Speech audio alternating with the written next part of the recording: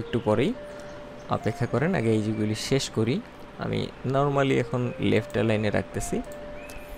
হাইফেনের কথা যেটা বলছিলাম, হাইফেন নিচের দিকে দেখেন হাইফেনেট, এটার চেকমার্ক দেওয়া আছে, তার মানে হাইফেন আছে। এটাতে চেকমার্কটা উঠিয়ে দিলেই এই হাইফেনগুলি চলে যাবে।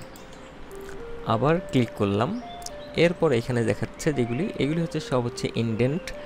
ইনডেন্ট জিনিসটা কি, যে আপনি যেখান থেকে লেখা শুরু করছেন এর সাইড থেকে কিছু গ্যাপ আপনি এদিক থেকে বাড়াইতে চান, এইটা হচ্ছে লেফট ইনডেন্ট।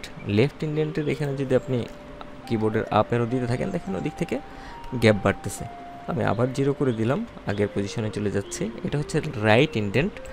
এদিক থেকে যদি আপনি এটা বাড়াইতে থাকেন কিবোর্ডের আপ অ্যারো দিয়ে এখানে ক্লিক করে, তো রাইট সাইড থেকে এদিকে গ্যাপ বাড়ছে, সেটা দেখা যাচ্ছে না। আমি এটার জন্য রাইট অ্যালাইন করে নিলাম, দেন রাইট ইনডেন্ট করে দিলাম, তাহলে কিন্তু আপনারা বুঝতে পারবেন, নাহলে বোঝা যাচ্ছে না।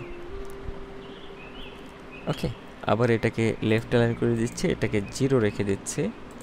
দেন পরের যেটা আছে সেটা হচ্ছে প্রথম ফার্স্ট লাইন লেফট ইনডেন্ট।